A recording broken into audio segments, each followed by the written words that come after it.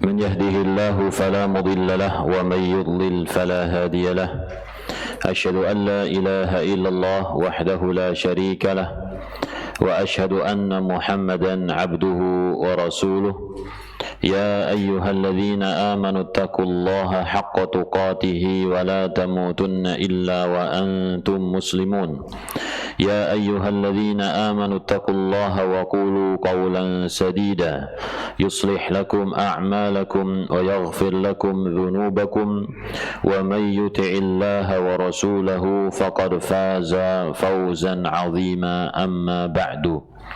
Jamaah kaum muslimin yang dimuliakan Allah Subhanahu wa taala, alhamdulillah kita bersyukur kepada Allah Rabbul Alamin yang telah memberikan kita banyak kenikmatan dan memberikan hidayah kepada kita semua, hidayah Islam, dan juga perhatian kita kepada keluarga kita, sehingga pada pagi hari ini bapak-bapak, ibu-ibu sekalian menyempatkan diri untuk hadir di masjid ini untuk menuntut ilmu, mendengarkan ayat-ayat Allah dan hadis Nabi sallallahu alaihi wasallam dibacakan, dan juga untuk memperbaiki diri dalam rangka bisa mentarbiyah anak-anak kita menjadi generasi yang baik yang memuliakan kita semua dan bermanfaat untuk dirinya maupun untuk orang lain. Dan ini adalah sesuatu yang besar, jamaah, karena kita sedang menghadapi liburan, ya, liburan panjang jamaah ini. Kamis, Jumat, Sabtu, Ahad ini panjang, biasanya orang-orang milih jalan-jalan jamaah bersama keluarga. Ya, tapi yang lihat bapak-bapak, ibu-ibu di sini memilih untuk menyempatkan waktunya belajar, karena memang ilmu itu adalah sesuatu yang sangat berharga, sangat penting kita bawa kemana-mana. Seseorang apabila dia telah mendapatkan ilmu dan dia senantiasa ingat, maka seakan-akan dia itu telah membawa berbendaraan dunia yang sangat berharga, dibawa kemana-mana.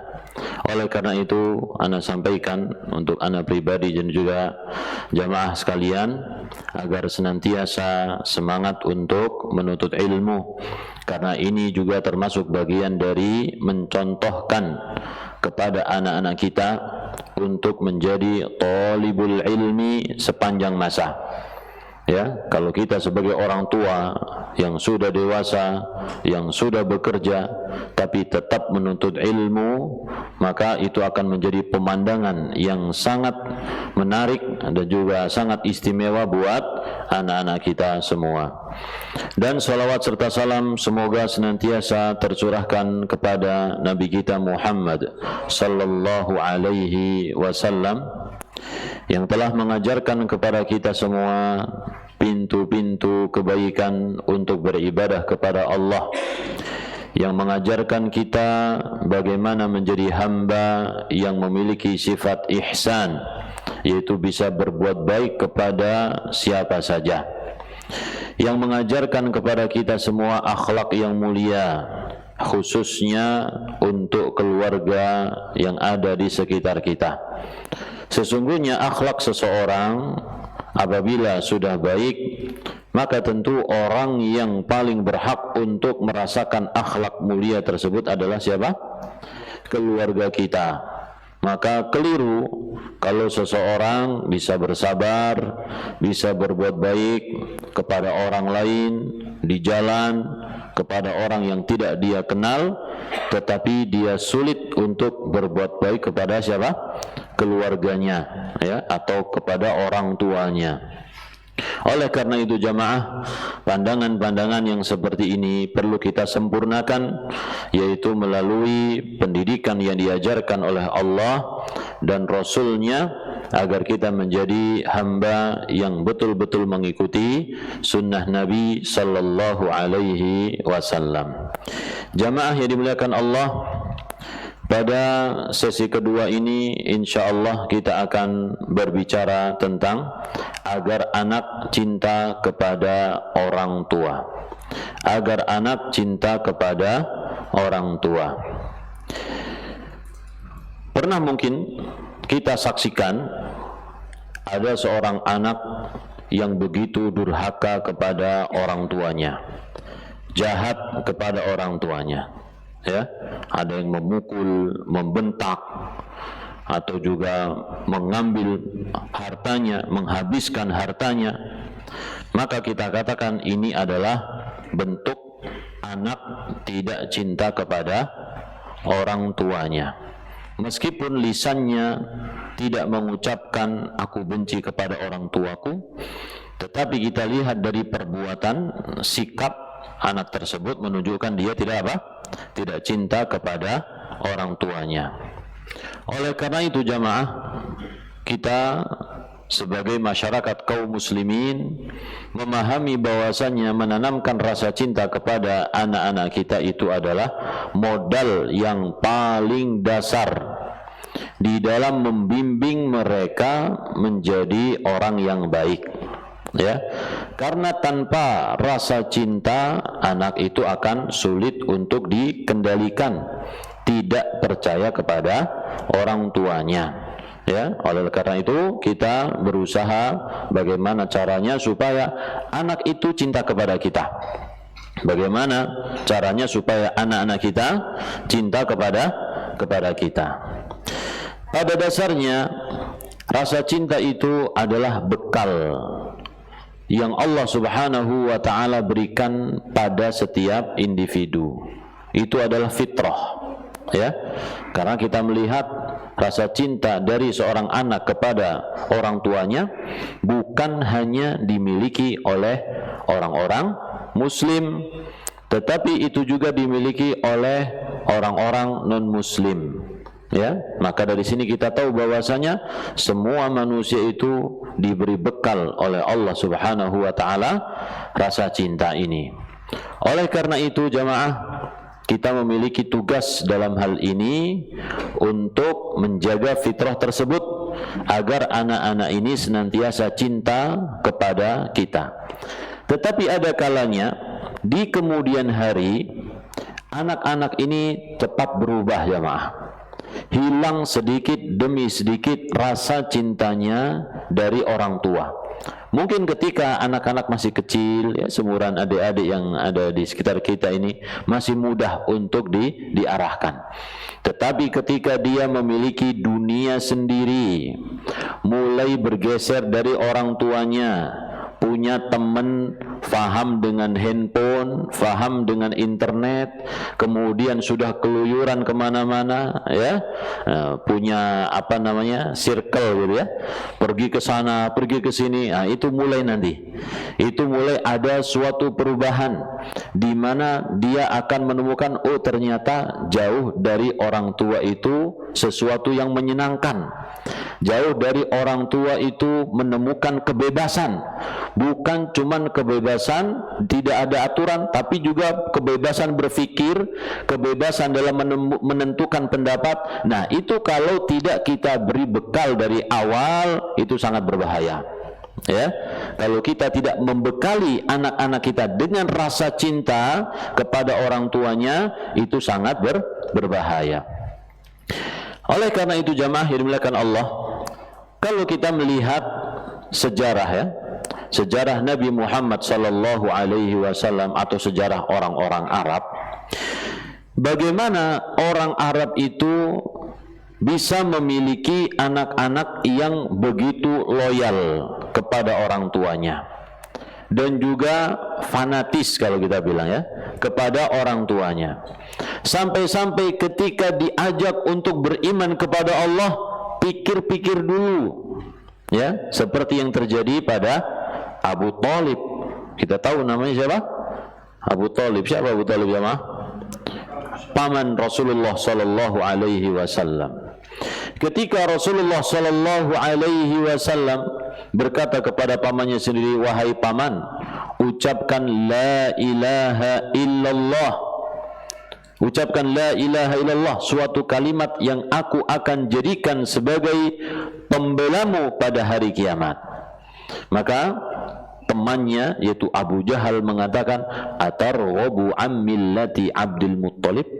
Ya, coba ini argumen yang dilontarkan oleh Abu Jahal, atarghabu an millati Abdul Muttalib, apakah engkau benci dengan ajarannya bapakmu, benci dengan ajaran nenek moyangmu?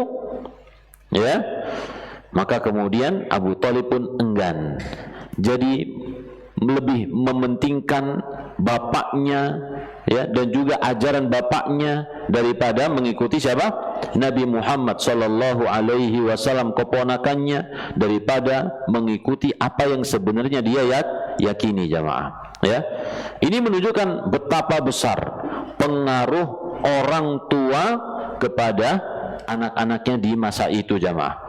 Nah, perlu kita teliti hal ini. Sebenarnya apa sih yang mereka lakukan? Apa sih yang dilakukan oleh orang-orang jahiliyah itu sehingga memiliki anak-anak yang begitu setia, begitu loyal kepada orang tuanya, ya. Dan juga Nabi Muhammad sallallahu alaihi wasallam ketika dari Taif pulang ke Mekah, jemaah, beliau tidak ada yang melindungi, ya. Kemudian ada seseorang yang melindungi beliau, Nabi sallallahu alaihi wasallam, ana lupa namanya itu siapa, ya. Taib. Yang dimana Nabi sallallahu alaihi wasallam berkata di masa jahiliyah, seandainya si fulan ini berbicara kepadaku untuk membebaskan tawanan-tawanan perang Badar, maka aku akan berikan.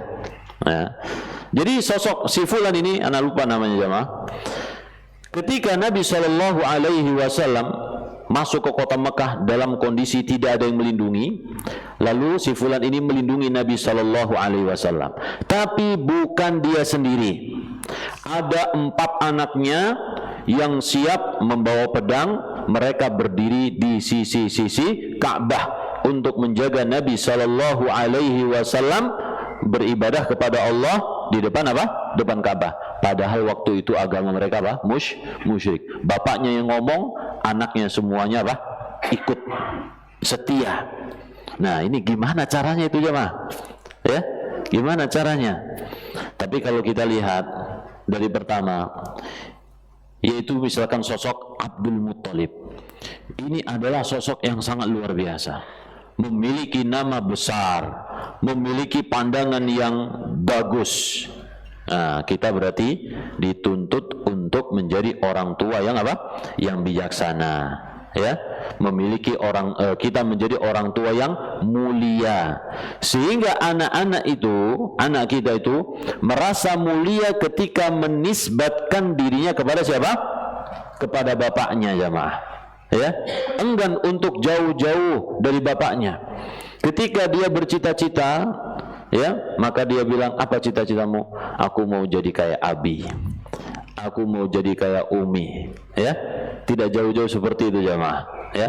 Bekerja di suatu bidang, kemudian menjadi orang soleh yang belajar atau mengajar dan juga rajin beribadah kepada Allah Subhanahu wa ta'ala. Sosok yang terbayang di benak siapa? Di benak anak-anaknya. Sosok itu kemanapun, ketika anak ini memiliki dunia baru, dibawa itu kemana-mana, jemaah, karena sudah terpatri pada pikirannya dia cinta kepada siapa? Kepada orang tua. Tentu ini semua kembali kepada hidayah dari Allah Subhanahu wa ta'ala. Jadi jemaah yang dimuliakan Allah Subhanahu wa ta'ala, proyek yang kita lakukan ini adalah proyek membangun rasa cinta, ya, proyek membangun rasa cinta, bukan proyek menanamkan rasa takut kepada anak-anak. Sebagian orang tua, supaya anaknya ini taat kepadanya, supaya anaknya nurut, ya, dia menanamkan rasa takut. Kalau anaknya salah sedikit langsung marah, bahkan mungkin dipukul, ya, karena teorinya apa? Teorinya kalau anak itu takut pasti nurut. Nah, ini suatu kesalahan, jemaah. Jadi anak tersebut akan taat kepada orang tuanya bukan dikarenakan rasa cinta, tapi rasa takut dan juga mungkin rasa benci kepada orang tuanya, rasa dendam, sampai ada seorang anak yang berkata di belakang bapaknya setelah dihukum, ya nanti kalau aku sudah besar awas, ya kalau sudah besar awas nanti. Dan itu sungguh jamaah dibalas ketika dia sudah besar, orang tuanya mulai lemah, dibalas sama anaknya tersebut, diterlantarkan, dibiarkan, tidak pernah jadi seakan-akan meskipun anaknya ini tidak melakukan apa-apa, tapi seakan-akan dia sedang menghukum bapaknya dengan pelan-pelan, dibiarin di rumah, tidak ditolong ketika kesulitan, ya. Maka ini adalah seperti orang yang dikurung dan disiksa dengan pelan-pelan. Jadi lebih baik mana kalau seseorang ditanya, lebih baik mana? Menanamkan rasa cinta atau rasa takut kepada anak-anak, kepada kita nih jamaah? Tentu jawabnya adalah apa? Lebih baik menanamkan rasa cinta. Apalagi itu adalah perintah Allah dan perintah Rasulullah sallallahu alaihi wasallam, ya. Oleh karena itu orang tua diperintahkan untuk menunjukkan rasa cinta kepada anak-anak. Insyaallah nanti kita bahas poin satu persatu dari cara bagaimana agar anak-anak kita itu cinta kepada kita semua. Apabila anak itu sudah cinta kepada orang tua, apa yang terjadi jamaah? Kalau kita nih punya anak kita itu cinta kepada kita, kira-kira yang kita lihat efek pengaruh dari cinta seorang anak kepada kita itu apa kira-kira jamaah? Nurut. Nah itu paling pertama, ya. Nurut itu gimana? Ketika kita suruh dia ikut, ketika kita larang dia pun ikut. Seneng gak jamaah? Senang sekali kita, ya, senang, tenang, bahagia, pokoknya lengkaplah di situ jamaah, ya. Selain itu apa jamaah? Selain nurut. Nah kalau misalkan kita ditakuti, ya, kita ditakuti, kita tidak cintai, mungkin dia nurut juga, tapi penuh apa? Penuh ketidaksukaan, penuh ketidaktenangan jamaah. Tapi kalau dengan rasa cinta, dia nurut plus apa? Plus tenang, bahagia dalam melakukannya. Baik. Jadi anak tersebut akan apa? Akan nurut dengan apa yang kita inginkan. Kemudian juga akan mendatangkan ketenangan jiwa, ya. Anak itu menjadi anak yang tenang jamaah, bukan anak yang emosional atau anak yang pokoknya mencari sesuatu yang belum dia dapatkan. Karena lumbung, kata orang-orang, lumbung citanya tidak terisi. Jadi dia butuh bagaimana lumbung cinta yang dia miliki itu terisi, sehingga jiwanya tidak tenang, dia terus mencari, ya. Tapi kalau sudah rasa cinta itu dia dapatkan dari orang tua, sudah tenang dia, karena sudah terisi, dan itu pun datangnya setiap hari jamaah, terisi setiap hari, ya. Karena cinta ini proyek bukan cuma sehari dua hari, tapi ini terus menerus setiap hari kita berikan kepada anak-anak sampai dia betul-betul memiliki bekal yang matang, ya, untuk menghadapi dunia luar jamaah. Kemudian juga anak itu akan hidup dengan bahagia, ya, disertai dengan percaya diri, merasa dirinya mulia karena orang tuanya menyayanginya, dan dia akan melakukan sesuatu yang juga membahagiakan orang tuanya, ya, karena dia merasa bahagia disebabkan orang tua. Pengen dong seorang anak itu memberikan sesuatu yang bisa membahagiakan apa? Orang tuanya, ya, sehingga kita bisa melihat sebagian anak itu berprestasi di sekolah, misalkan berprestasi di TPA atau di masyarakat. Salah satu alasannya apa? Aku ingin membahagiakan orang tua, aku ingin membanggakan orang tua. Berprestasi juga di kantornya, di tempat kerjanya, ya, aku ingin, pokoknya intinya itu alasannya siapa? Orang tua. Kenapa kamu kerjanya bagus sekali? Kenapa kamu rajin nabung? Iya, aku nabung untuk ini nih, untuk ngajak orang tuaku umroh misalkan. Nah itu salah satu bentuk apa jamaah? Salah satu bentuk rasa cinta seorang anak kepada orang tua. Jadi jiwanya tenang, dan juga rasa bahagia, kemudian keinginan untuk membahagiakan orang tuanya, dan juga dia memiliki rasa bangga terhadap orang tuanya, dan juga ingin memberikan kebanggaan buat siapa? Buat orang tuanya, ya. Kemudian juga memuliakan dan menghormati orang tua dengan sikap dan juga lisannya, bersikap sopan ketika berjalan, ya, dan juga ketika berbicara. Kan ada jamaah seorang anak pernah itu menyaksikan, anak sendiri dengar itu sedih jamaah. Jadi orang tua ngomongnya sudah pelan, dia nggak tahu dulu mungkin anaknya sudah gede ya, sudah usia SMA atau kuliah gitu ya. Nah, tentu tidak kita bisa hukumi dari kejadian satu itu saja, mah. Harus dirunut, ini kenapa kok anak itu bersikap seperti itu kepada orang tuanya, jemaah. Jadi ketika orang tuanya bertanya, ya, mau makan apa, padahal ditawari makan, jemaah. Ya, ditawari makan. Tapi anaknya menjawab dengan apa? Nada yang tidak enak. Enggak lapar. Nah, gimana? Cuman seperti itu saja, gimana jemaah? Ini menunjukkan enggak ada respect, enggak ada rasa memuliakan kepada siapa? Orang tuanya. Ya. Ini tentu sebabnya banyak. Mungkin salah satunya kita, ya, bapaknya kurang respect juga kepada istrinya, sehingga itu didengar oleh anaknya. Atau sebaliknya, seorang istri tidak respect kepada suaminya, dan itu ditiru oleh anaknya. Atau kita sebagai anak kepada ibu atau bapak kita tidak memuliakan orang tua kita, sehingga si anak kita itu seperti membalas, jemaah. Meskipun dia tidak berniat untuk membalas, tapi secara spontan dia itu meniru apa yang kita lakukan, ya. Dan ini sangat berbahaya.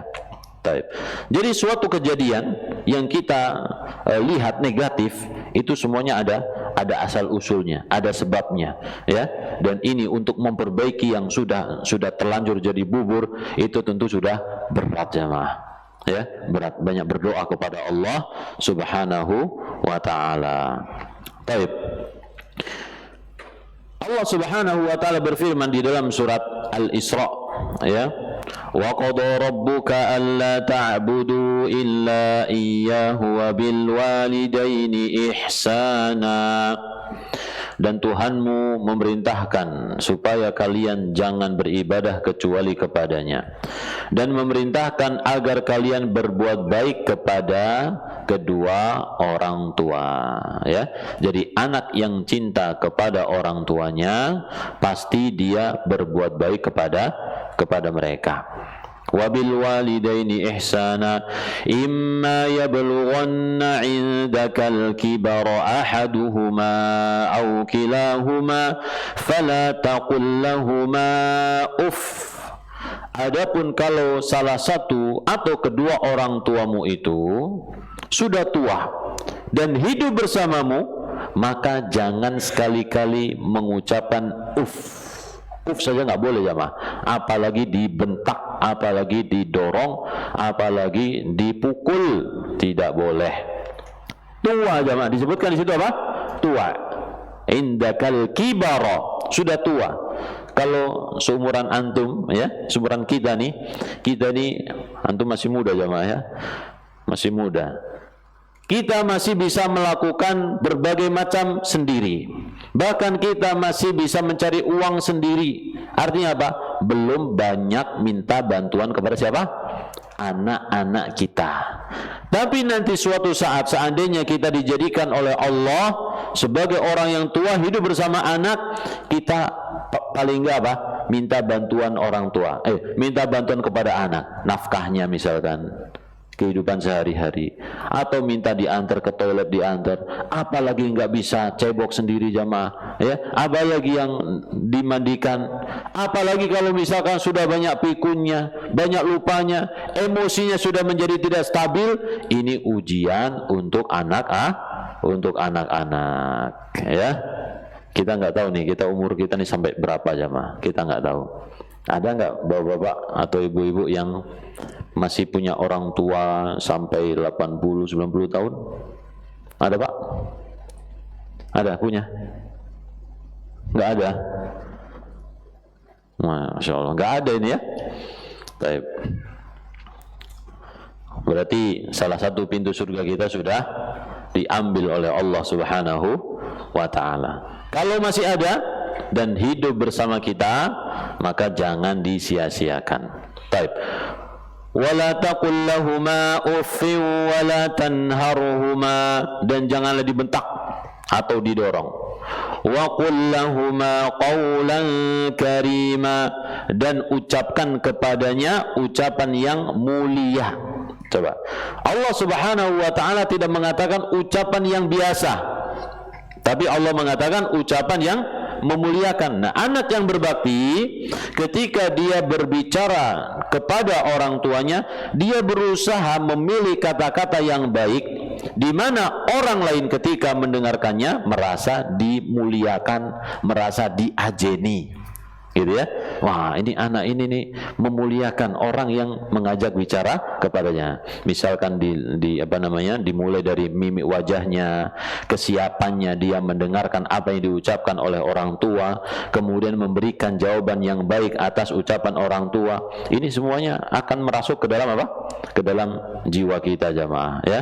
Kita akan merasa senang, merasa ridho kepada anak kita. Itu semua sumbernya apa? Sumbernya adalah ketika anak tersebut sudah cinta kepada orang tuanya. Dan juga ketika anak itu cinta kepada orang tuanya, dia akan kangen, jamaah. Bukan cuma orang tua yang kangen sama anaknya. Seringnya siapa yang kangen, jamaah? Hah? Kalau masih masa SD, SMP, ya kan? Kalau SD apalagi bergelayut itu anak-anak kita, ya. TK, SD masih bergelayut itu, gantungan, gendong dan lain sebagainya. Tapi kalau sudah SMP, SMA, udah mulai menjauh sedikit, ya. Kalau mereka mondok kangen orang tua pulang.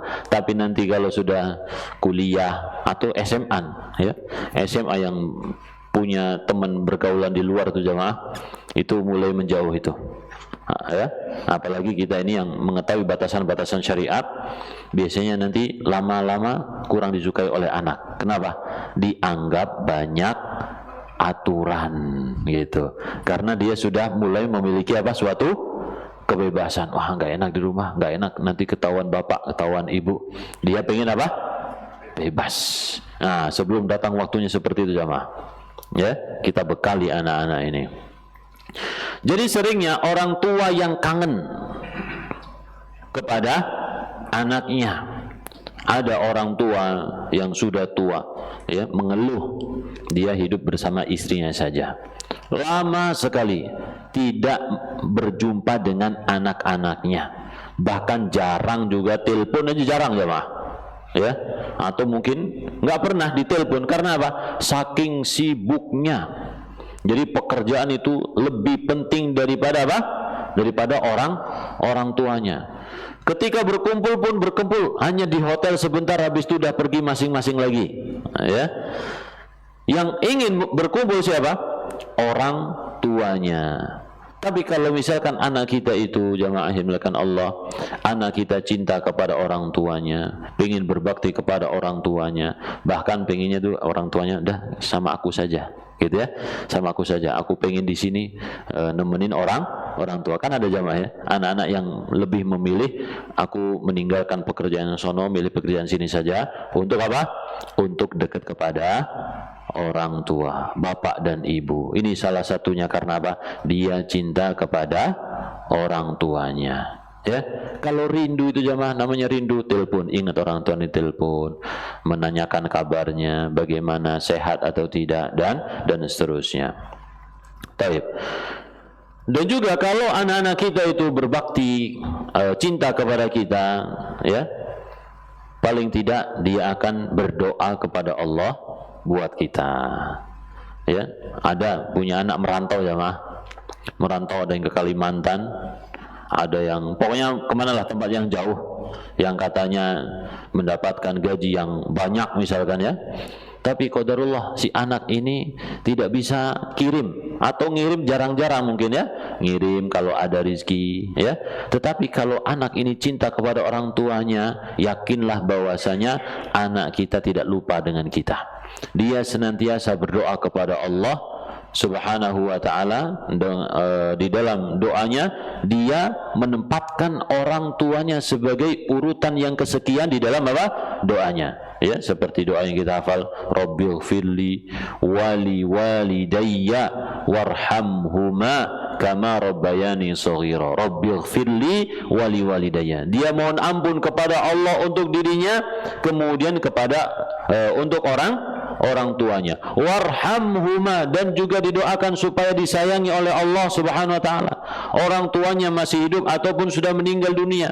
Orang tuanya jauh dari matanya, ya, tidak pernah berjumpa, tapi dia tidak lupa untuk mendoakannya. Itu kalau kita punya anak yang cinta kepada kita, jamaah. Tidak bisa memberi, aku cuma bisa mendoakan orang tuaku, maka itulah hadiah yang paling baik, jamaah. Lebih baik daripada harta benda yang kita berikan kepada orang tua, ya. Jadi ini sekalian mengingatkan kepada kita semua ya, supaya kita mendoakan orang tua. Jangan lupa mendoakan orang tua, jamaah. Rabbighfirli wali walidayya warhamhuma kama rabbayani shaghira, sebagaimana disebutkan di dalam Al-Qur'anul Karim. Dan lain sebagainya. Ya, banyak sekali ya pengaruh baik ketika anak-anak kita cinta kepada kita. Kemudian ya kita masuk poin, yaitu bagaimana, apa yang kita lakukan agar anak cinta kepada kita, supaya anak-anak kita cinta kepada kita. Yang pertama ya, tanamkan kepada mereka cinta kepada Allah dan Rasulnya sesuai dengan usianya ya. Tanamkan rasa cinta kepada Allah Subhanahu wa ta'ala.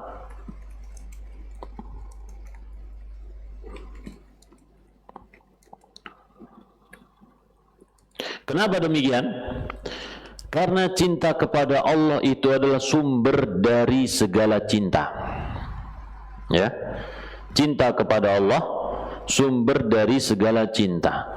Seorang anak cinta kepada orang tuanya bukan hanya cinta secara naluri kemanusiaan, tapi dikuatkan dengan itu perintah Allah, itu perintah Rasulullah, itu keutamanya besar sekali. Kalau kita tidak cinta kepada orang tua, kalau kita durhaka kepada orang tua, nanti bahaya di akhirat atau bahkan bahaya di dunia. Kata Nabi sallallahu alaihi wasallam bahwasanya dua dosa yang sangat mungkin disegerakan hukumannya oleh Allah Subhanahu wa taala di dunia, yaitu kezaliman dan memutuskan silaturahim. Ya. Durhaka kepada orang tua itu pemutusan silaturahim yang paling apa? Paling berat, jemaah.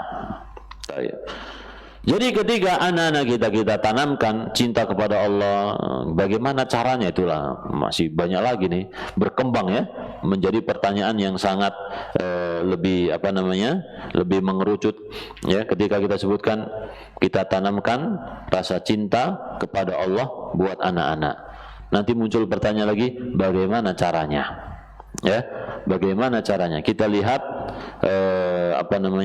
kita lihat usia anak kita lihat emosional anak kita. Jadi semua yang berkaitan dengan anak kita itu harus kita kenal. Untuk apa, jamaah? Untuk menyesuaikan komunikasi kita kepada anak, dan juga menyesuaikan cara kita berinteraksi kepada anak. Kalau kita komunikasinya sudah pas, interaksi dengan anak kita sudah pas, nanti kita dinilai sebagai orang tua yang apa? Yang apa, jemaah? Yang bijak. Nah, orang tua yang bijak. Tapi kalau kita komunikasinya itu selalu nggak pas, itu ya, nggak enak, berinteraksi juga nggak pas, ini kita dianggap sebagai orang tua yang tidak pandai berkomunikasi dengan anaknya, tidak bijak, jemaah, selalu salah. Ya, tapi kalau orang tua itu menjadi orang tua yang bijak, itu tepat sasaran. Seperti orang yang memanah itu selalu di angka yang paling tengah itu angka berapa jemaah? Angka 10 ya. Angka 10 jemaah. Seperti itu. Jadi kita terus belajar ya, ya. Kita mulai dengan apa? Kita mulai dengan mengenal betul-betul anak kita itu dari sifatnya bagaimana sampai kesukaannya itu apa, itu kita kenali jemaah. Ya. Jadi kita tanamkan rasa cinta kepada Allah dan Rasulullah sallallahu alaihi wasallam. Dalam hadis Anas bin Malik radhiyallahu anhu, Nabi sallallahu alaihi wasallam mengatakan, "Salasun man kunna fihi wajada bihinna halawatal iman." Ada 3 hal. Siapapun yang memiliki 3 hal ini dalam dirinya, maka dia akan mendapatkan manisnya keimanan. Yang pertama apa jemaah? 3 hal untuk mendapatkan manisnya keimanan. Yang pertama apa? Yang pertama dalam hadis ini ya, yaitu ayyakunallahu wa rasuluhu ahabba ilaihi mimma siwahuma. Mencintai Allah dan Rasulnya melebihi selainnya. Ya, cinta kepada Allah dan Rasulnya melebihi selainnya. Nah, oleh karena itu tadi kita nomor 1 kan apa? Tanamkan cinta kepada Allah dan Rasulnya. Kalau kita menanamkan anak kita agar cinta kepada Allah, maka Allah pun akan cinta kepada kita jamaah. Kalau Allah cinta kepada kita, dalam hadis Nabi sallallahu alaihi wasallam, "Innallaha idza ahabba 'abdan nada Jibril." Allah kalau cinta kepada seseorang, maka Allah memanggil malaikat Jibril, "Ya Jibril, inni uhibbu fulanan fa ahibbahu." Wahai Jibril, aku cinta kepada si fulan, cintailah dia. Lalu Jibril memanggil ahlus samawat, yaitu penghuni langit, ya. Wahai penghuni langit, innallaha yuhibbu fulanan fa'ahibbuh. Allah cinta kepada fulan, maka cintailah dia. Maka penghuni langit pun cinta kepada si fulan ini. Bagaimana kalau orang itu adalah kita jemaah? Ya, Allah cinta kepada kita, malaikat Jibril cinta kepada kita, para malaikat juga cinta kepada kita. Lalu Allah subhanahu wa ta'ala meletakkan al-qabul fi ahlil ardi, ya. Lalu Allah meletakkan penerimaan pada hati penghuni bumi. Tentu ini orang-orang soleh. Jadi anak kita diberikan rasa cinta oleh Allah kepada kita, orang-orang soleh. Bukan cuma anak kita saja mah, tapi orang-orang soleh juga cinta kepada kita. Doanya Abu Hurairah radhiyallahu anhu, ya, ketika ibundanya Abu Hurairah sudah masuk Islam, masya Allah, hubungan mereka itu sangat indah sekali jemaah, ya. Jadi kalimat-kalimat yang keluar itu seperti bahasa puitis gitu ya, bahasa puisi jemaah.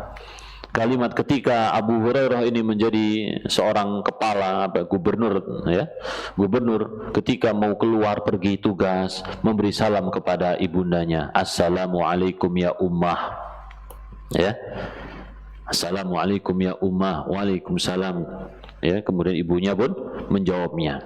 Salah satu ucapan yang terulang antara anak dan ibu ini adalah doa, ya. Abu Hurairah mengatakan kepada ibundanya, "Assalamualaikum ya ummah, semoga Allah subhanahu wa ta'ala merahmatimu sebagaimana engkau merawatku dari kecil." Kemudian ibundanya mengatakan, "Waalaikumsalam warahmatullahi wabarakatuh, wahai putraku, semoga Allah subhanahu wa ta'ala memuliakanmu sebagaimana engkau berbakti kepadaku ketika aku sudah tua." Ya, jadi suatu kalimat yang apa istilahnya, yang mungkin kalau diucapkan oleh anak dan orang tua di zaman sekarang itu terasa apa jemaah? Terasa kayak ini kok lebay banget gitu ya. Gitu amat itu. Ini adalah sesuatu apa? Suatu ungkapan yang muncul dari hati jemaah. Ya. Bahkan Abu Hurairah juga berdoa supaya dia cinta kepada kaum mukminin, cinta kepada Allah, cinta kepada Rasulullah, cinta kepada kaum mukminin, dan juga ibundanya juga sama, ya. Dan juga supaya kaum mukminin mencintai Abu Hurairah dan juga ibundanya Abu Hurairah radhiyallahu anhu. Jadi ini menunjukkan apa? Rasa cinta itu sangat penting. Makanya di dalam Al-Quran itu banyak sekali jemaah, banyak sekali disebutkan rasa cinta. Dan Nabi SAW mengatakan, la yu'minu ahadukum hatta akuna ahabba ilaihi min waladihi wa walidihi wan nasi ajma'in. Tidak sempurna iman seseorang ya sampai aku lebih dia cintai daripada anaknya, orang tuanya dan seluruh manusia. Ya, nah, tadi poin pertama sudah kita sebutkan, cinta kepada Allah dan Rasulnya itu nomor 1. Kemudian yang kedua, apa kira-kira? Ya, supaya kita dapat manisnya iman jemaah, cinta kepada Allah dan Rasulnya melebihi sesuatu. Yang kedua apa? Wa ayyuhibbal mar'a la yuhibbuhu illa lillah. Yaitu cinta kepada seseorang tidaklah dia mencintai kecuali karena Allah. Ya. Nah, jadi usahakan supaya anak-anak kita itu cinta juga karena Allah Subhanahu wa ta'ala, bukan karena dia adalah bapakku secara naluri gitu ya, tapi kita cinta kepada orang tua itu karena Allah Subhanahu wa ta'ala. Gimana caranya?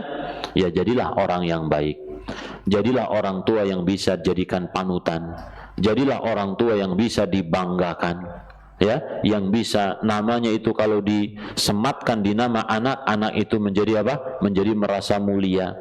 Misalkan Fulan bin Fulan, ya, Fulan bin Fulan, ketika disebutkan namanya, disebut nama bapaknya, wah merasa senang dia, ya, karena apa? Bapaknya adalah orang yang baik, dan orang tua yang baik disebut namanya Allah disebut oleh Allah Subhanahu wa ta'ala, kebaikannya akan dirasakan oleh siapa?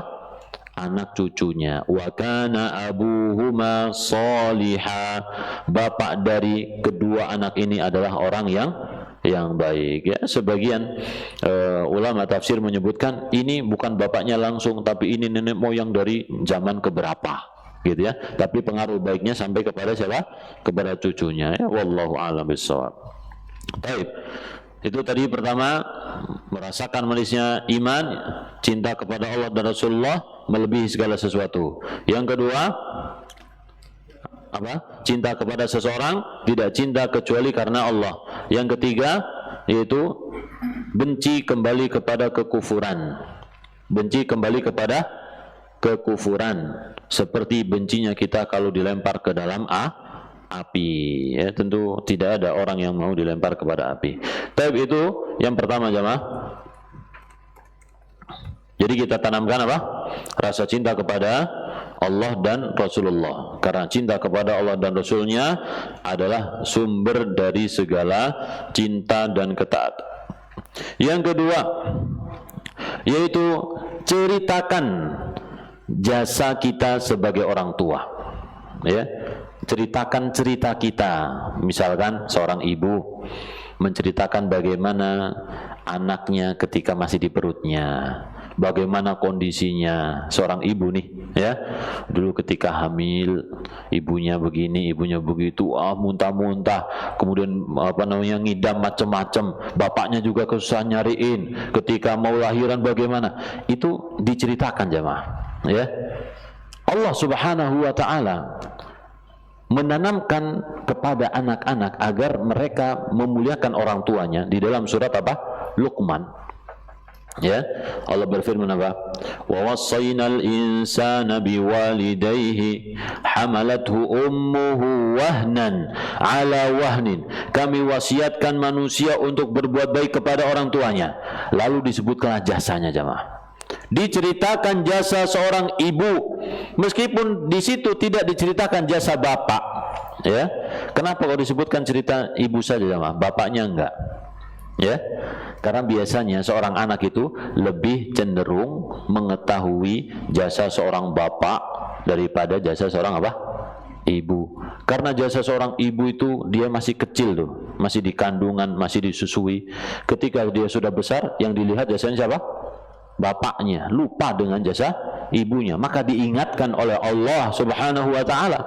Ya, maka kita juga bercerita kepada anak-anak kita nih, ya, dulu ibu ngapain, dulu bapak ngapain dan seterusnya, supaya apa? Terbayang, masya Allah, pengorbanan orang tua ini luar biasa untuk kita, ya. Jadi ceritakan.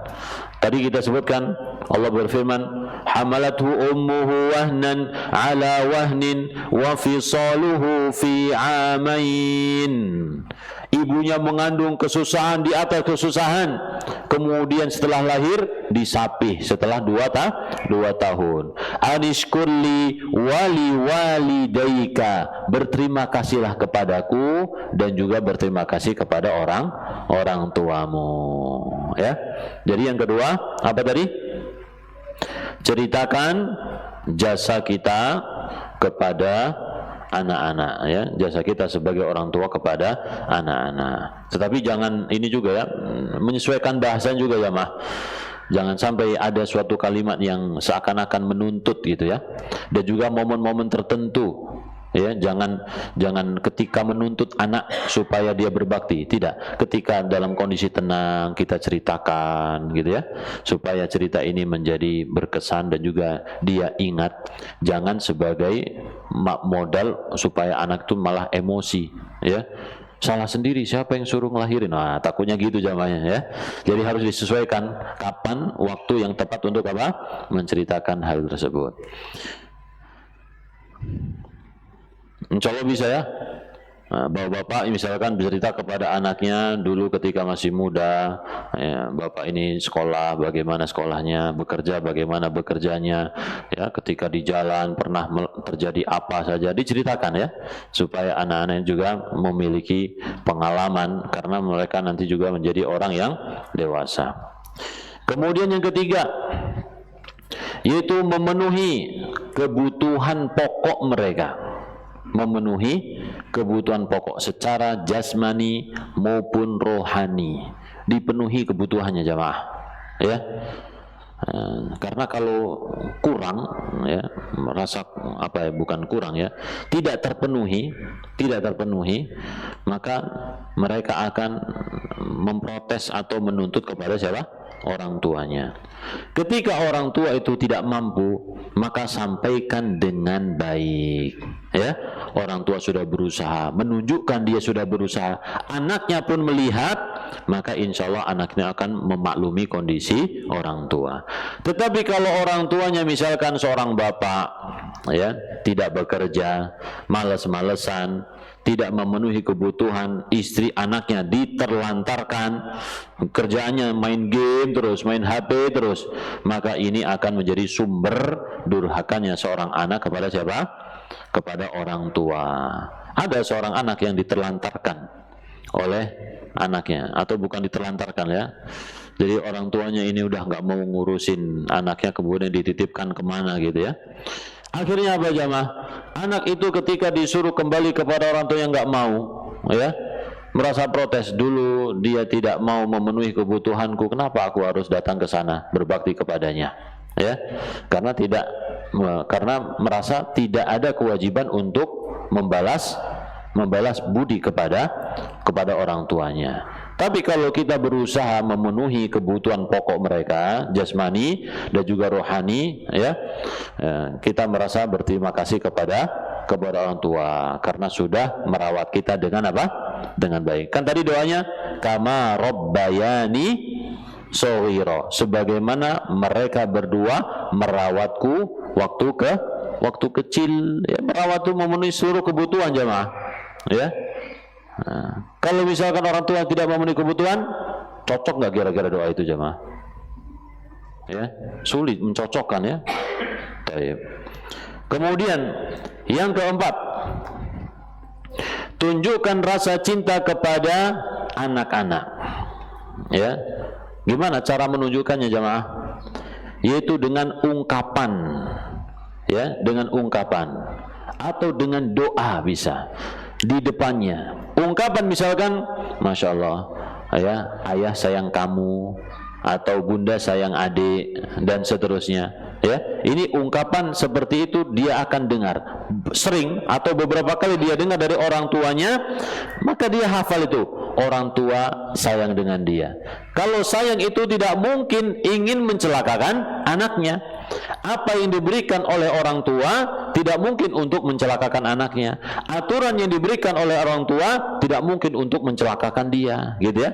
Sehingga anak itu yakin orang tua sayang kepadaku, cinta kepadaku, apa yang mereka lakukan tidak ada yang berbahaya untukku. Kemudian juga yaitu dengan pelukan atau juga ciuman, ya. Nabi SAW pernah mencium Hasan atau Husain. Kemudian ada seseorang, Aqra bin Habis, ya, mengatakan, demi Allah aku punya 10 anak, tapi satu pun tidak ada yang aku cium, ya. Tapi Nabi SAW mencium cucunya, bahkan mencium juga siapa? Fatimah, putrinya, untuk apa? Mengungkapkan rasa cinta kepada anak-anaknya. Karena ini penting, ya, ya. Kata Nabi SAW, ya, man lam yarham la yurham. Siapa yang tidak menyayangi, maka dia tidak akan disayangi. Jadi bahasa cinta kita kepada anak-anak kita yaitu dengan memeluknya dan juga dengan menciumnya, atau juga dengan memberi hadiah, ya, memberi hadiah atau memberi suatu pemberian. Hadiah ini tidak harus hadiah yang besar. Orang tua membelikan rumah untuk anaknya, atau sebidang tanah, atau mobil mewah, bukan, jamaah. Hadiah, salah satu hadiah, misalkan seorang ibu memasakkan masakan yang paling disukai oleh anaknya, ya, untuk mengapresiasi karena si anak ini sudah berhasil melakukan suatu tugas, ya, maka hadiahnya apa? Dimasakin dengan masakan yang paling enak. Hadiah, bukan, jamaah? Hadiah. Atau seorang ayah ngajak jalan-jalan anaknya, jalan-jalan muter pakai motor, cuman kemana gitu, ya, makan di mana, itu sudah menjadi apa? Hadiah untuk anak-anak, ya. Jadi hadiah itu berupa sesuatu yang istimewa yang disukai oleh anak-anak dan jarang dia dapatkan. Baik. Jadi tidak harus apa? Tidak harus yang mewah dan lain sebagainya. Yang penting kita berusaha menunjukkan rasa cinta, terutama juga ketika kita berbicara, ketika kita memandang, ya. Pandangan dengan pandangan yang sayang dengan pandangan benci itu beda, jamaah. Ketika kita melihat anak kita nih, kemudian muka kita cemberut, muka kita marah, sama nggak ketika muka kita dengan tersenyum, ya? Mata kita penuh kasih sayang, tentu berbeda. Bahasa kita ketika kita sedang tenang, sedang senang, tentu berbeda ketika kita marah. Ketika kita memuliakan anak kita, berbeda dengan kita menganggap anak kita itu anak yang apa, nggak ada gunanya, gitu, ya. Bahasanya beda. Bahasa itu akan keluar dengan kata-kata yang memuliakan anak tersebut. Itu bukti apa? Bukti kita menunjukkan kasih sayang. Baik, ana pernah berkunjung di salah satu teman ana, ya, teman ana di suatu ma'had. Kemudian, ya, ketika kita duduk ngobrol, anaknya itu keluar, ya, anaknya sudah hampir SMP, anak laki-laki keluar. Lalu dia berbicara dengan anak tersebut, kakak sudah mandi, mau kemana, gitu. Ini enggak sekolah, gitu. Jadi bahasanya bahasa yang apa? Yang tenang, gitu, ya, tenang. Kakak sudah mandi pagi-pagi, mau kemana? Oh, mau main. Ini enggak sekolah. Iya, sedang libur. Oh ya. Jadi apa? Anak ketika disapa dengan bahasa-bahasa yang baik, yang sopan, itu akan berkesan pada dirinya, jamaah. Merasa dihargai oleh orang tuanya, ya, dan dia akan apa? Menghargai orang tuanya. Kemudian yang kelima, yaitu hendaklah kita menjadi teladan, ya, teladan dalam kebaikan. Contohnya, kira-kira kalau sekarang ini, jamaah, anak kita itu pekerjaan yang menurut dia paling berat itu apa? Apa, jamaah?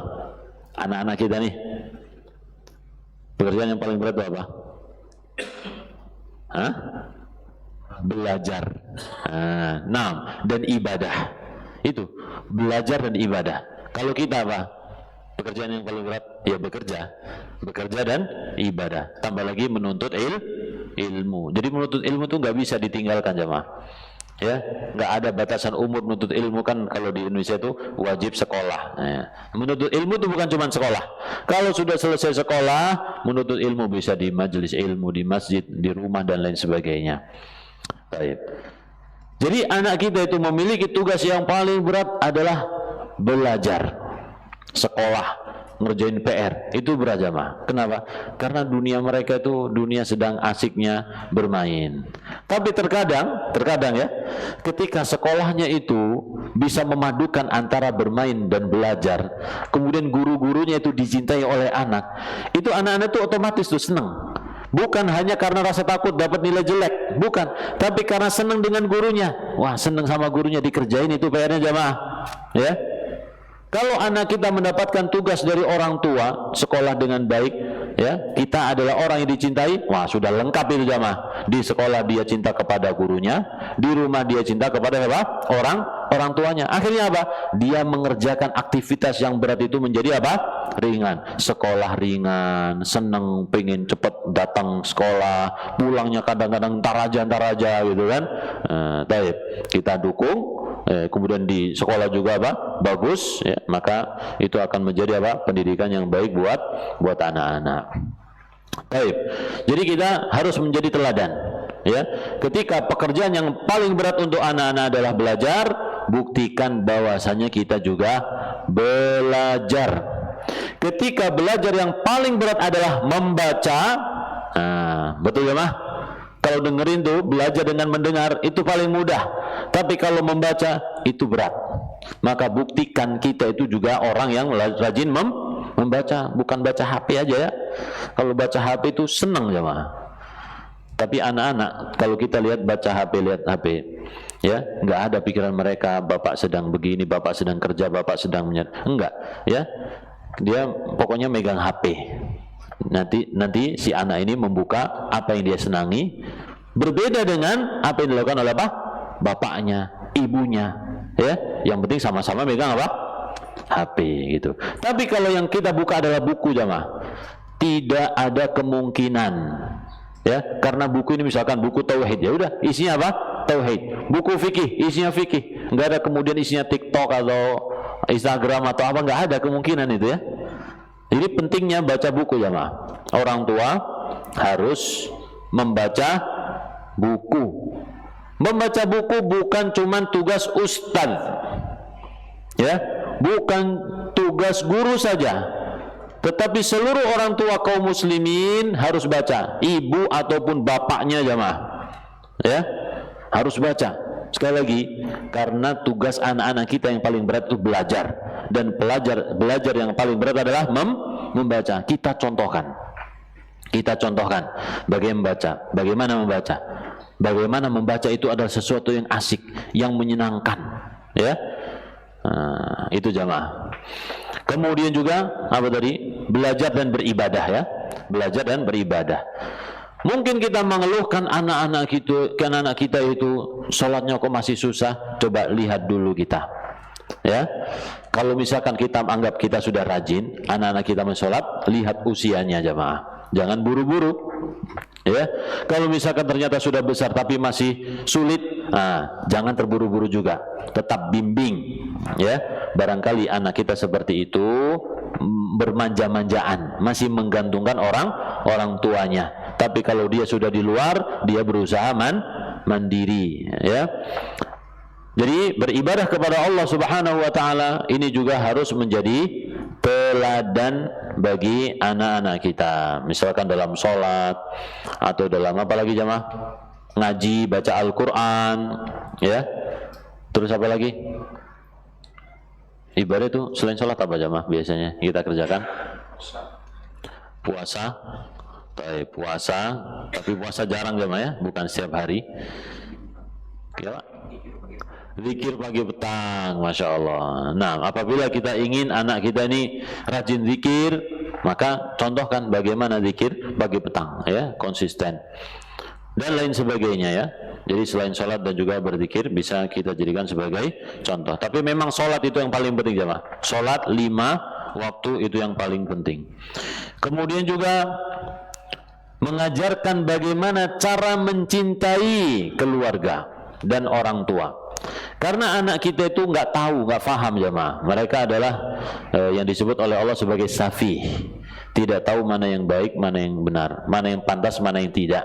Mereka tahu dari mana? Taunya dari kita.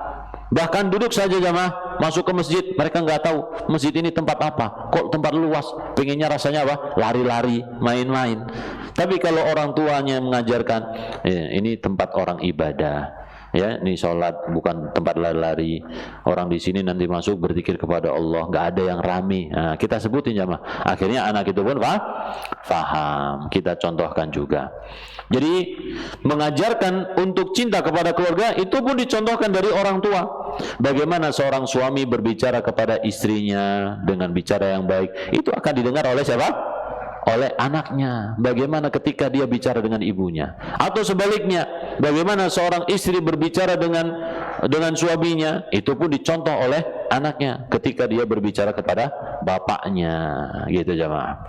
Jadi mengajarkan cara mencintai keluarga dengan sikap, dengan bahasa dan lain sebagainya. Yang berikutnya, ya, komunikasi yang baik, ya, komunikasi yang baik. Apa maksudnya komunikasi yang baik? Seperti yang tadi kita sebutkan, yaitu gaya bicara kita kepada anak, ya, tunjukkan bahwasanya kita itu memuliakan anak tersebut, ya, dan juga dengan cara yang sopan. Dan jangan kita memberikan julukan-julukan yang tidak baik kepada anak kita sendiri jemaah. Hindari julukan. Dan jangan mudah untuk menghukumi anak, ya. Jangan mudah apa? Menghukumi anak kita tuh pokoknya rasanya senantiasa salah, kita yang benar sendiri. Tidak boleh jemaah, ya. Dengarkan anak kita apa? Ya, ini yang berikutnya nih, yang berikutnya, yaitu dengarkan anak kita berbicara. Dengarkan anak kita berbicara. Kalau dengerin berarti apa? Jangan disambi dengan yang lainnya jemaah, ya. Jangan disambi. Anak kita sedang bicara, kita sedang ngapain?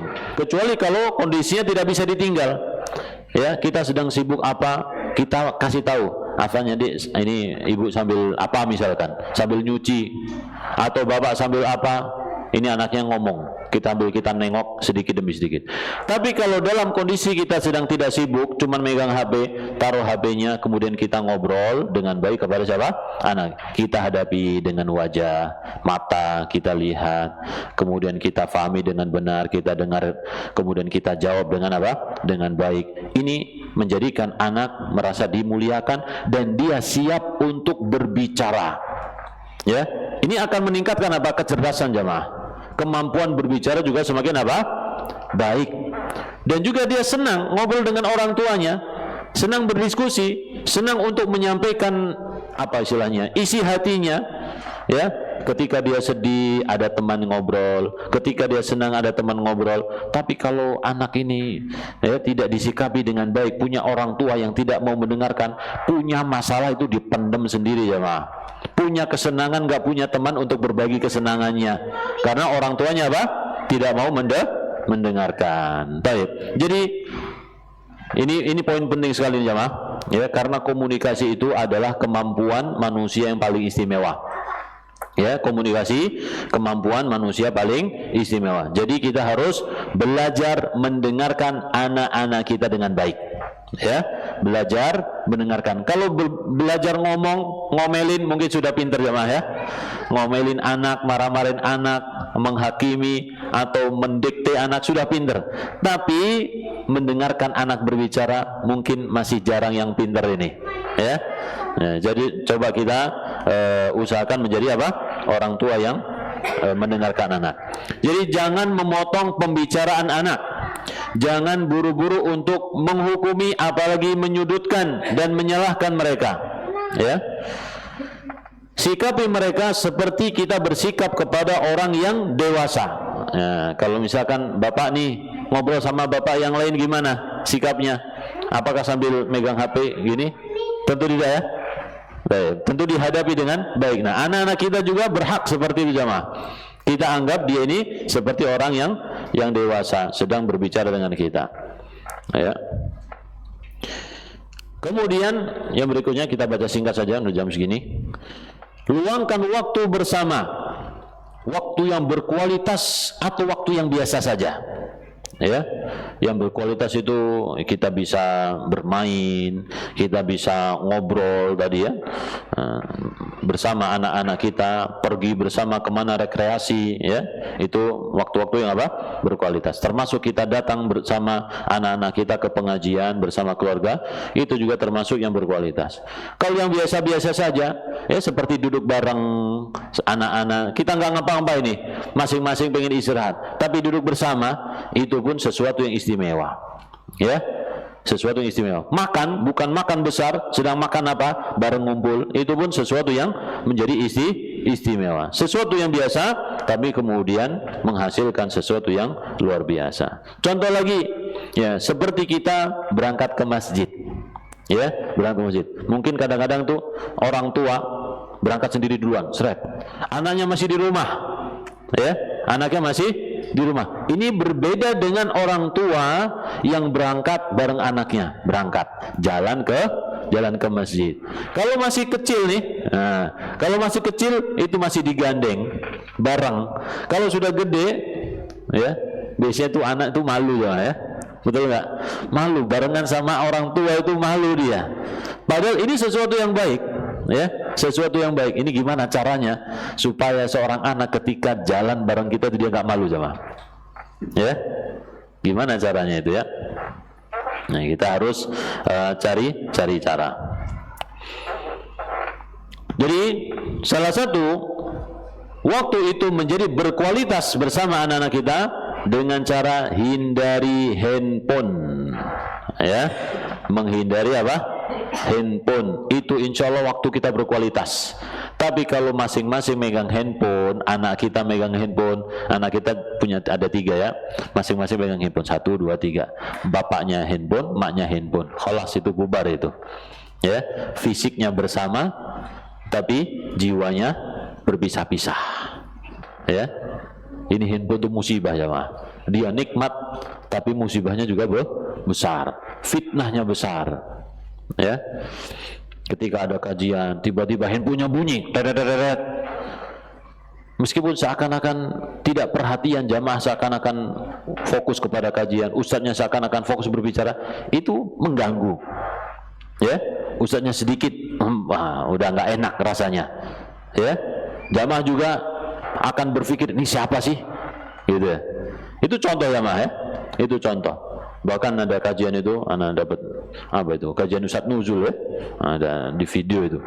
Ketika beliau ceramah, tiba-tiba ada HP-nya orang bunyi, ya, tidak sengaja, mungkin alarmnya, bukan lagi buka video, buka IG misalkan, bukan, tapi ada bunyi alarm. Kan ada tuh sama sebagian jamaah itu ikut kajian tapi masih buka video yang lain, IG, video YouTube dan lain sebagainya. Ini tentu tidak sopan jamaah, ya, dalam majelis tidak sopan tentunya. Tapi ini nggak sengaja. Apa yang terjadi? Orang-orang nengok kepada sumber bunyi tersebut. Akhirnya apa? Ustaznya juga menghentikan, akhirnya meluruskan dulu, memotong apa? Isi kajiannya. Itu contoh jamaah ya. Menjadi komunikasi tidak berkualitas. Ya, apalagi dalam kehidupan kita nih bersama keluarga kita jamaah. Baik. Jadi harus bijak di dalam menggunakan handphone, ya, jangan selalu diberikan handphone kepada anak-anak kita nih. Kemudian juga harus bersabar, jangan mudah marah, jangan mudah menghukum ketika anak-anak kita itu melakukan kesalahan, ya. Sesungguhnya kesalahan anak kita tentu kita anggap sebagai kemungkaran. Man ra'a minkum mungkaran falyughayyirhu biyadihi fa illam yastati fa bilisanihi fa illam yastati fa biqalbihi, ya. Dirubah kemungkaran itu dengan tangannya atau dengan lisannya atau dengan hatinya. Jadi merubah jemaah, dirubah kemungkaran itu. Tangan itu tidak harus memukul, bisa dihentikan, ya, bisa dicegah. Tidak harus apa? Memukul. Dengan lisannya tidak harus dengan marah-marah, ya, Mungkin kadang marah itu dibutuhkan jamaah. Marah itu dibutuhkan kadang-kadang. Baik. Tapi Nabi Shallallahu Alaihi Wasallam biasanya mukanya marah itu ditandai dengan wajahnya agak merah. Tapi apa? Tapi ketika berbicara tetap tertata. Bukan seperti orang yang teriak bentak-bentak, bukan jemaah. Biasanya sekedar apa? Mukanya yang memerah. Gitu. Seperti kejadian Abu Bakar dan Umar itu pernah marahan, ya kan? Abu Bakar ngomong apa kepada Umar, akhirnya Umar marah. Ketika Abu Bakar minta maaf, Umar nggak mau. Akhirnya Abu Bakar ini pergi ke Nabi SAW. Terus Umar menyesal karena tidak memaafkan. Akhirnya pergi ke rumahnya Abu Bakar, nggak ada. Akhirnya pergi ke Rasulullah, ada Abu Bakar di situ. Nah, ketika Umar datang tuh Rasulullah SAW sudah terlihat tuh mukanya apa? Mukanya merah karena marah. Tapi ketika berbicara normal, menunjukkan ketegasan, tapi bukan seperti orang yang membentak-bentak, mencaci maki seperti yang kita lihat di YouTube sekarang itu kan. Nah, kelihatannya marah, mencaci maki dan lain sebagainya. Nggak ada seperti itu Nabi Shallallahu Alaihi Wasallam. Apalagi ini buat anak kita jamaah. Ya, jadi jangan mudah menghukum atau mudah mencaci maki, marah kepada mereka. Sabar. Orang yang paling berhak untuk kita berikan sabar dan maaf adalah keluarga kita. Kemudian, ya, cara kita agar dicintai oleh anak, ajarkan kepada mereka hal-hal yang bermanfaat dalam urusan dunia ataupun urusan agama. Ajarkan hal-hal yang bermanfaat. Ya, misalkan kita ajari mereka menanam, ya kan, ajari mereka sholat, membaca Al-Fatihah, ya, diajarin jamaah. Baik, itu hal-hal yang bermanfaat. Ajari mereka apa lagi? Contohnya, bapak pernah ngajarin apa kepada anak atau ibu? Ngajarin apa pak? Contohnya? Hah? Berenang. Nah, ngajarin berenang. Baik, apa lagi? Masa nggak pernah ngajarin pak? Ngajarin apa contohnya pak? Naik sepeda. Nah, ini sesuatu yang berkesan. Dulu adik bisa naik sepeda, iya diajarin sama ayah. Itu rasa cinta, ya, berkesan dari ayahnya jemaah. Baik.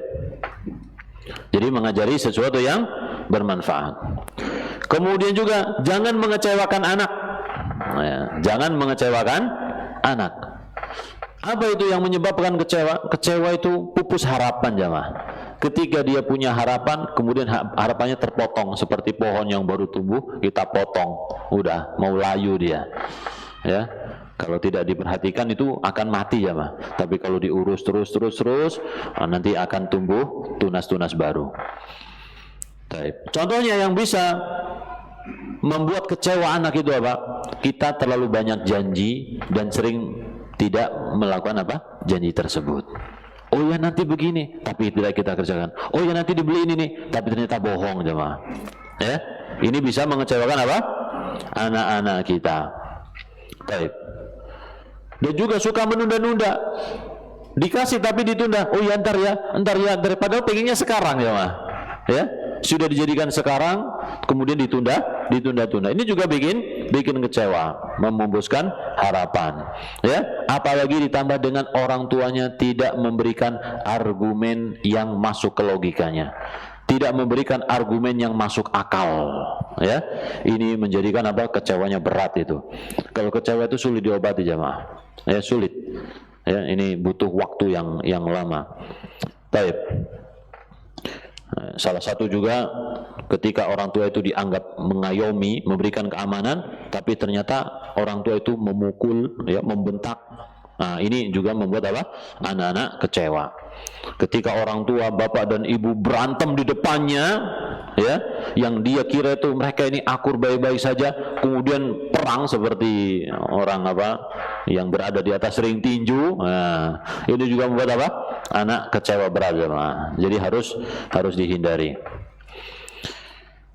Dan lain sebagainya, ya, dan lain sebagainya, masih banyak lagi bagaimana cara kita untuk menanamkan rasa cinta kepada anak-anak kita. Mungkin itu beberapa poin jemaah yang penting untuk kita ketahui.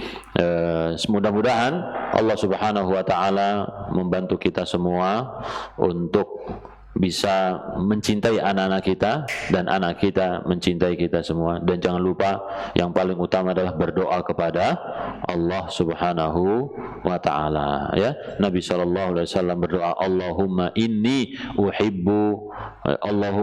uhibbuhu fa ahibbahu, ya Allah, sesungguhnya aku mencintainya, maka cintailah dia ya Allah. Ya, aku mencintainya maka cintailah dia Allah. Ini doa di hadapan Al-Hasan. Maka cucu-cucu Nabi sallallahu alaihi wasallam mencintai Nabi Muhammad sallallahu alaihi wasallam. Ya, jazakumullah khairan kepada jamaah sekalian. Semoga Allah Subhanahu wa taala memberikan taufik kepada kita semua untuk bisa mendidik anak-anak kita supaya menjadi anak-anak yang berbakti kepada kita semua. Dan juga semoga Allah memudahkan urusan kita, melancarkan rizki kita, rizki yang halal, thayyib, diberkahi, dan juga rizki yang luas, bermanfaat untuk kita dan juga orang lain. Rabbana atina fid dunya hasanah wa fil akhirati hasanah wa qina adzabannar. Assalamualaikum warahmatullahi wabarakatuh.